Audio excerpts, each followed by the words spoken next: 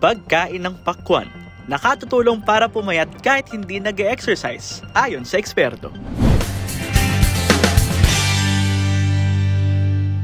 Mahilig ka ba sa pakwan? Yung tipong tuwing matatapos kang kumain, ito agad ang hinahanap mong panghimagas? Alam mo ba na based sa isang research sa University of Kentucky, ang pagkain ng pakwan ay maaaring makabawas ng timbang. Ang prutas na ito ay may 92% water. Dahil dito, maaari itong pamalit sa ordinaryong tubig. Batay pa sa pag-aaral, ang pakwan ay walang calories na maaaring makapagpataba sa isang tao. Taglay ng pakwan ang antioxidant na lycopene, vitamin A at vitamin C. Maliban dito, may kakayahan din ng pakwan na mapaganda ang blood lipids ng ating katawan.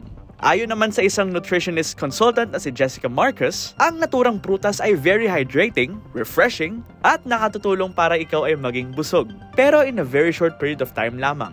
Ang pakwan ay hindi lamang simpleng prutas dahil maraming benepisyo ito sa atin lalo na sa mga health conscious. At pwedeng-pwede ito sa mga nagpapapayat dahil isa itong pagkaing less gain weight at high diet type of fruit.